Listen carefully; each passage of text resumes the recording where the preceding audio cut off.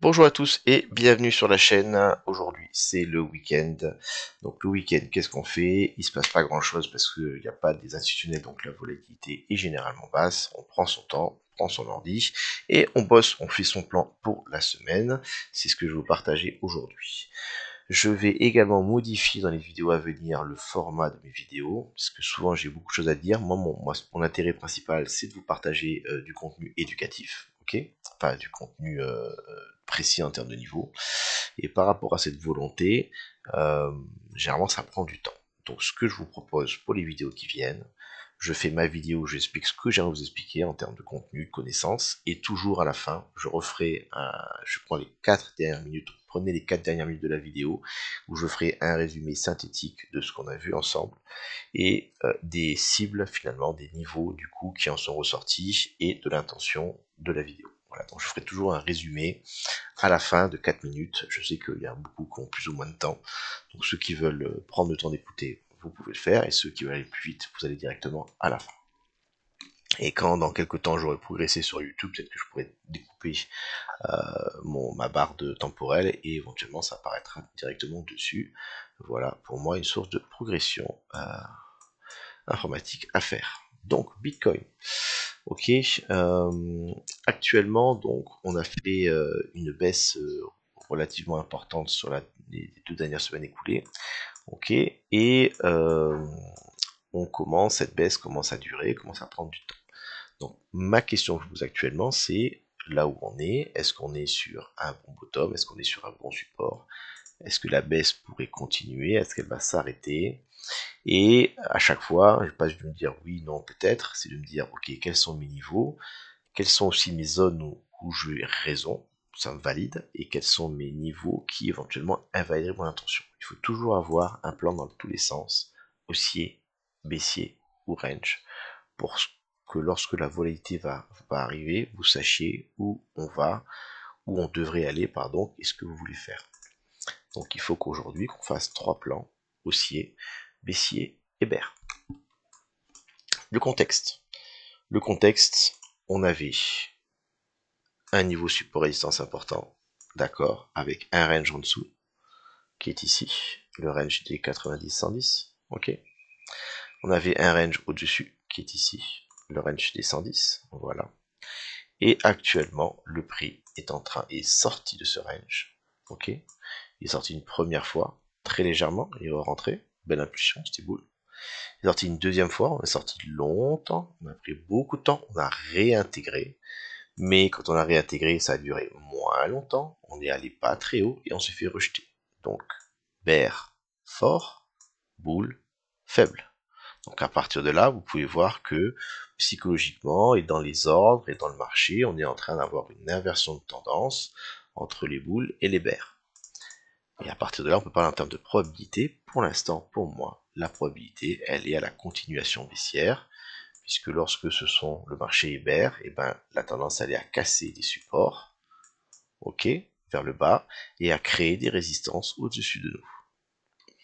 Donc, pour l'instant, sur cette échelle de temps là, je pense qu'on est bear. Est-ce que ça veut dire que c'est le bear market, etc. En termes de probabilité, j'ai envie de dire là où on est. Pourquoi pas, c'est probable. Alors, probabilité ici pour l'instant d'avoir un top macro, je dirais qu'elle est peut-être de 30 ou 40%, ok, ce qui n'est pas du tout négligeable. Par contre, on pourrait très bien faire ce genre de choses ici. Vous voyez, le deuxième top faible qu'on a eu ici, le retracement, la cassure vers le bas, on prend du temps, et puis après, pour des raisons macro, il y a à nouveau des acheteurs et on peut repartir à la hausse. Donc, ce n'est pas fait. Mais je pense quand même que la probabilité d'un top macro, elle commence à être vraiment importante, surtout parce que lors des impulsions avant, elles étaient fortes. Les impulsions étaient fortes, et cette impulsion était relativement faible. Donc pour moi, puisqu'on est sur une réduction de la force d'impulsion, même si on a une déviation de réintégration, il est probable que la future impulsion soit encore plus faible, ok, voire même incomplète. Et à ce moment-là, on déboucherait vraiment sur un affaiblissement très long terme, et donc un renversement et un retracement probablement long terme, le fameux bear market. Il est probablement proche. Je couple ça avec le fait que Ethereum et fait entre guillemets une grosse performance, typique également de fin de marché. Voilà, pour plein de raisons, il me semble que le marché est faible et devrait continuer à s'affaiblir pour un certain temps. Donc ça, c'est mon idée générale. À partir de là, je ne suis pas en train d'accumuler, je ne suis pas en train d'être agressif à l'achat, je fais quand même attention, je veux acheter bas, hein, je ne veux pas acheter juste après un top, ce serait quand même dommage, il faut acheter vraiment bas, puisque ça veut dire qu'on est baissier, donc c'est que le prix va tendance à aller plus bas. Et une fois que j'aurai acheté, je ne vais pas holder en attendant un TH, je vais être agressif sur ma vente. Et c'est ce qu'on voit actuellement. Actuellement, quand le prix remonte, les gens sont agressifs à la vente. Hein, et quand le prix baisse, et ben les acheteurs, là où ils avaient acheté ici, ben ils sont moins agressifs et mettent plus de temps. Donc tout simplement, si vous voulez suivre le marché, il faut s'adapter au marché. En ce moment, c'est acheter bas et vendez tôt. Et inversement ici, c'est l'inverse. Dès que le prix, regardez, commence un tout petit peu à redescendre, achetez très vite et revendez tard. Achetez très vite, on n'arrive même pas à faire des points plus bas, et vendez tard. Achetez très vite et vendez tard. Et là, oh, achetez un peu plus bas, oh, vendez plus tôt, oh, inversion de tendance. Mais voilà, c'est jamais très simple, mais en tout cas, actuellement, on a quand même une tendance qui est en train de se mettre en place. Il faut être dans le move par rapport à ça. Voilà le premier point qui était sur la tendance de marché. Très très important la tendance de marché. Si vous ne savez pas où est la probabilité la plus forte, vous risquez de vous faire avoir. Maintenant, dans cette grosse tendance de marché, qui est ici en daily sur cette échelle de temps-là, mes niveaux techniques. Donc, le range ici, pour l'instant, est perdu. Le range qui est ici, pour l'instant, tient. Donc on est encore une fois, comme on a passé du temps ici, entre ces deux niveaux, dans une zone d'incertitude. Ok. Maintenant, personnellement, par rapport à ce que je viens de dire, je pense que ce bottom, du coup, a de fortes probabilités d'être pris, que ce sont des liquidités, c'est une cible pour le marché. Donc il me semblerait probable la semaine prochaine que l'on vienne prendre ce bottom au minimum. Maintenant, à partir de là, qu'est-ce qui peut se passer? C'est là qu'on va commencer à rentrer dans les scénarios. Ce bottom est pris. Ok. Ce bottom est pris. Il pourrait être juste pris des liquidités. On pourrait rebondir assez bien et repasser au-dessus de ce niveau. À partir de là, on aurait une déviation. Regardez comme on a eu ici. On avait un bottom là. On dévie, on réintègre. On pourrait avoir derrière, comme c'était un piège, une belle poussée. Je suis ici, j'ai un bottom, je dévie, je réintègre. On peut avoir une belle poussée. Ok. Donc c'est ce genre de choses qu'on veut. Bottom, déviation, poussée. Bottom, déviation, poussée. Donc ça, ce serait intéressant. Si jamais on n'arrive pas à réintégrer, si jamais on se fait rejeter sur l'ancien niveau, ça arrive également assez souvent. Donc le prix vient prendre ce bottom, franchit un peu, on revient sur l'ancien niveau support résistance et on se fait rejeter. Regardez, je descends, je reviens sur une ancienne résistance et je me fais rejeter. À ce moment-là, on devrait aller au niveau suivant. Où est le niveau suivant? Niveau très macro, je dirais que c'est mon point of control qui est ici, voilà, sous mes 100 000 psychologiques, avec cette mèche qui est ici. Voilà. Là, il y a une cible pour le marché qui me semble assez claire. Venir choper les, on va dire, sous les 100. Sous les 100, la peur, les gens vont commencer à vendre, c'est le bear market. Et typiquement, là où les gens vendent, il y a des gens qui achètent. Là, le marché va être intéressé après une aussi belle baisse pour prendre ses profits sur ses shorts. Et ça nous donnerait un rebond partiel. On va du coup repartir à la hausse, on va recréer, on s'est trompé, on n'aurait pas dû, on va faire rentrer les acheteurs. Et les gens qui vont acheter, ils vont acheter dans ceux qui vont être en train de vendre ici. Ils avaient racheté ici, ils vont pouvoir vendre ici tranquillement. Et on pourrait se faire rejeter ici, et regarder, et faire une... Voilà.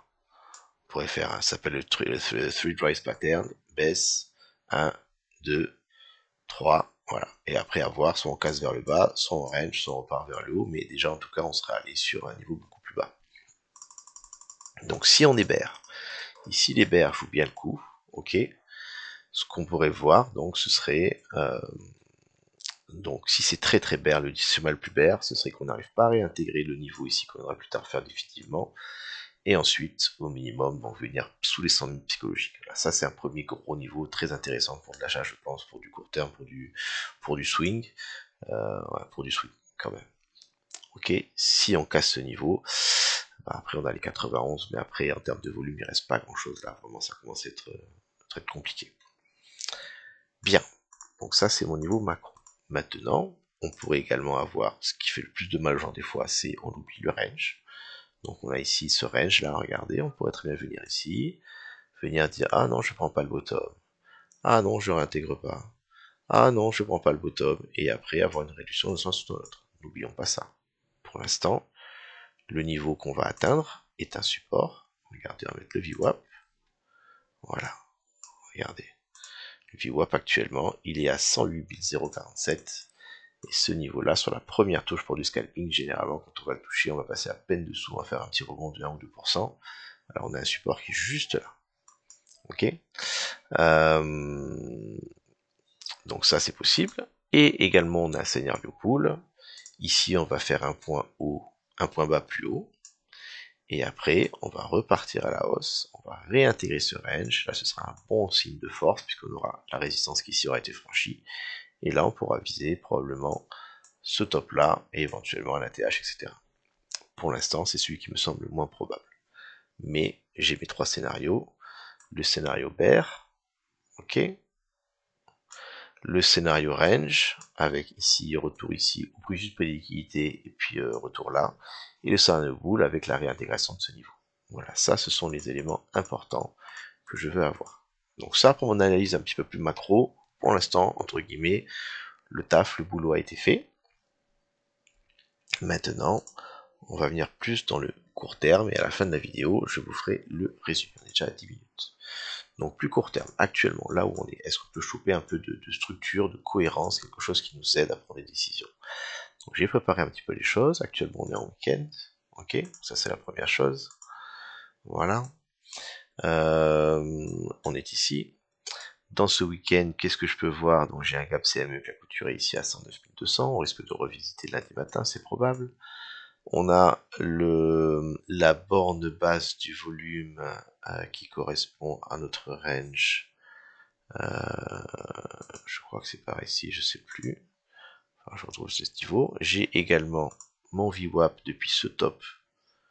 Ici, là, ça c'était un top. J'ai un VWAP qui est ici qui actuellement est une résistance à 10 450, qui correspond également à la prise des liquidités de ce top. Donc là, je commence à voir sur du court terme une résistance qui se pose ici, ok, une recharge de short, qui correspond également à un retour support résistance sur cette mèche là. Vous voyez là, on va commencer à voir apparaître des choses sur du court terme, hein, support, perdu, potentiellement résistance. J'ai également un canal assez bien respecté, regardez, top, bottom, déviation. Donc la déviation ici intéressante, ça pourrait amener à une touchette de la borne opposée. Et j'ai mon VWAP support ici dessous, donc je vais agrandir un peu mon support qui est là. Et on va aller chercher avec le VWAP macro qui est dessous. Voilà. Donc quand je regarde sur du court terme, ça va m'aider à me comprendre la résolution de ce range. Est-ce qu'on va repartir à la hausse? Est-ce qu'on va repartir à la baisse? Donc par rapport à ça, je pense que en l'état actuel, si on arrive à tenir les 110 000, donc à différentes étapes. Première étape, il faudrait venir ici, franchir les 110 500 et les tenir en support. Étape numéro 1, ce VWAP baissier devient support. Ok. Ensuite, il faudrait venir sortir de cette trendline, de ce canal baissier. C'est le deuxième indicateur que ça marche. Et à la fin, je pense que idéalement, on l'avait dit ensemble sur le départ, j'avais à 112 600, à peu près par ici, j'ai actuellement la borne basse de mon gros range, raté, le range est sans numéro, voilà, il est là, voilà le range, ok, voilà. Et actuellement en termes de volume, pour réintégrer le range du top, il faudrait franchir les 112 600. Et vous allez voir que souvent, c'est assez rigolo, mais je prends le VWAP du top, regardez, on est pile dessus. Le VWAP du top aligné avec la borne basse, ça actuellement, c'est résistance. On recharge le short, on va voir est-ce qu'on a d'autres confluences que ça. Je vais prendre du Fibo, top, bottom, 382, à peu près bien aligné, pourquoi pas, à voir si on fait pas un bottom plus bas d'abord. Ok. Je vais regarder également mes niveaux horizontaux. Attention, ça va piquer les yeux. Je n'ai rien sur ce niveau-là, donc j'ai rien de spécial. Donc non, ok. Et voilà. Donc quand c'est comme ça, qu'est-ce qu'on fait ensuite? On fait du nettoyage. On va faire tout ça. On appelle ça plan semaine. Et après, je ferai le nettoyage dedans. Ok. Et ça me permet de masquer ce qui me sert moins. Ça disparaît. Et ça disparaît. Oula. Ok. Donc voilà où est-ce que j'en suis. Je pense qu'on a fait un bon morceau. Je suis sûr que j'ai pas tout le monde. C'est pas grave. Maintenant, c'est l'heure du résumé. Ok. Donc on est au résumé. On est à 15 minutes 40. Je vais mettre ça en description au début. Donc je fais mon résumé, le plan pour la semaine. Premièrement, actuellement la tendance est baissière. La tendance est baissière, elle est forte. Regardez ce canal baissier qui tient. On est très très proche d'un support. Ok, on a le bottom précédent qui est ici des liquidités. On a le VWAP qui a été support ici sans être touché qui arrive. Ok, on a un niveau support résistance qui est là, hein, qui est également présent. Donc on arrive sur support. Je m'attends à plusieurs choses. Un, la baisse maintenant devrait ralentir un peu sous ce format-là. On arrive sur support, donc les acheteurs vont commencer à se montrer, les vendeurs vont également être présents. Ça va commencer à batailler, ça va commencer à ralentir. Ça, ce serait le premier signe qu'on approche du bottom. Deuxièmement, la probabilité, elle est quand même, on pourrait avoir une baisse sur du court terme, donc pour la semaine qui vient, qui viennent chercher ces liquidités et ce bottom. Faut pas l'oublier. Ça, c'est vraiment une cible pour le marché. Si c'est le cas, si on passe en taux niveau, je ne suis pas intéressé pour acheter, j'intégrerai que sur une réintégration. Donc ça, c'est important. Si pour le marché baissière, la plus basse pour l'instant pour la semaine, je dirais ici. Si ce niveau est perdu et retouché en résistance, on devrait aller chercher les 100 000 psychologiques. Plus court terme ici, donc actuellement on est donc sur le week-end va réouvrir. Il est possible que l'on commence par une hausse pour éventuellement soit carrément récupérer une tendance haussière. Donc pour récupérer une tendance haussière, il faudrait franchir le VWAP, le tenir en support, 110 500, devenir support, sortir du canal baissier. Et si jamais on arrive à venir récupérer les 112 600, le bas du range précédent, plus le VWAP du top actuel des 117 000. Donc si je récupère ce deuxième zone là en support, à ce moment-là, je pense que ici la déviation sera terminée et on devrait aller rechercher au minimum les 117 voire 120 ATH. Ok, donc ça c'est mon scénario haussier. Récupérer ce niveau en support, récupérer ce niveau en support, et tant que c'est le cas, on continue. Par contre, à chaque fois qu'on va se faire rejeter sur un de ces niveaux, on va avoir la probabilité de partir à la baisse. Donc le probable ici, ce serait de venir là, sur ce niveau support résistance, VWAP et tout, on se fait rejeter. Ça nous donnerait l'élan suffisant, il n'en faut pas beaucoup, hein, c'est quand même très baissier, pour venir casser ce bottom et venir chercher notre zone d'intérêt qui serait de venir récupérer ce bottom, prendre les liquidités qui sont ici, into VWAP, into liquidité du bottom. Voilà, toute cette zone-là, là, actuellement, je pense que c'est la zone juteuse, c'est la zone liquidité, c'est la zone piège, c'est la zone retour support, c'est la zone d'achat vraiment intéressant. Y aller tout de suite à la ouverture, pourquoi pas, mais le marché, pour aller chercher ces zones-là, quand ça commence un peu à bloquer, il aime bien revenir prendre de l'élan pour ensuite y aller. Ok, voilà un exemple ici tout simple. On bloque, on prend de l'élan et on va chercher. Donc voilà pour la zone baissière. Et voilà donc pour la zone haussière. On peut appeler ça la semaine si on veut de la bicyclette.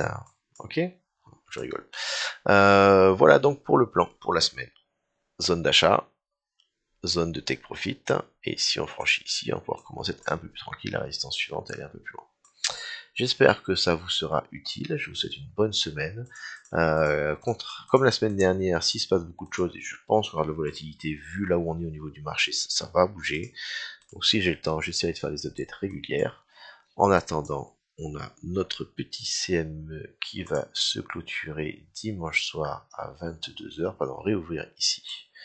Donc on devrait avoir une volatilité autour de ce niveau. Ok. Et ben à voir si on vient éventuellement rechercher cette zone-là ou cette zone-là. Ce sera intéressant. Bonne semaine à tous et je vous dis à bientôt.